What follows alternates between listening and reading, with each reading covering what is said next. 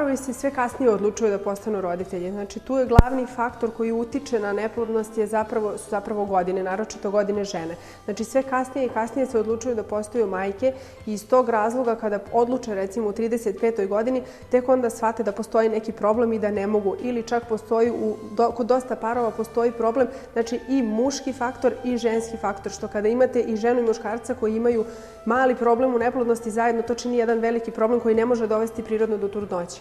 Tako da u današnje vreme dosta parova dolazi i radi vantelesnu oplodnju, dosta parova se odlučuje da ode u inostranstvo jer su uslovi bolji. Za istu cenu možete dobiti mnogo bolju uslugu, laboratorija je razvijenija, postoje instrumenti, mikroskopi koji se koriste u laboratoriji koji služe za poseban odabir spermatozoida, posebnu oplodnju jajnih ćelija, assisted hatching koji se primenjuje na embrionima kako bi se osiguralo da će taj embrion, znači da će se jajna ćelija oploditi, da će se embrion razvesti i dovesti do toga da se implantira u endometrijum, znači dovesti do željene trudnoće. Zato koristimo na ovoj klinici sve moguće metode koji će nam omogućiti što veći stepen ostvarivanja trudnoće, koje će, nadamo se, jednog dana dovesti do zdravog živorođenog deteta.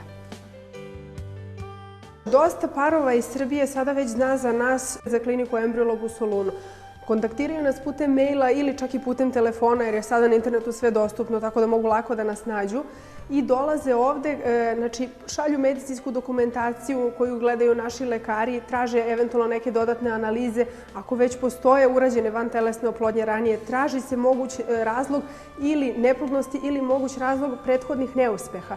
Nakon toga određuje im se poseban protokol, znači svaka se žena gleda pojedinačno, nisu svi protokoli za sve žene isti. Znači tačno se određuje protokol za određenu ženu, ona dobija lekove i u Srbiji može koristiti terapiju i doći tek pred aspiraciju. Tako da tih nekih prvih 9 do 10 dana terapije ona može biti u Srbiji zbog posla i drugih obaveza koje žene imaju. Preferiraju da budu taj deo vantelesne oplodnje da provedu u Srbiji, a ovde da dođu samo pre aspiracije za aspiraciju jajnih ćelija i embriotransfer, što traje otprilike nekih nedelju dana, znači 7 do 8 dana, u zavisnosti od toga da li se embriotransfer radi 3., 4. ili 5. dana u stadijumu blastociste, pa je potrebno eventualno neki dan više. Pošto sam godinama već radimo ovde, deca koja su tu dobijena prethodnih godina su već možda stigla i do školskih klupa. Tako da sve više i više ljudi dolazi i ljudi su izuzetno, moram reći, fini i zahvalni su jer ostvaruju svoj životni san.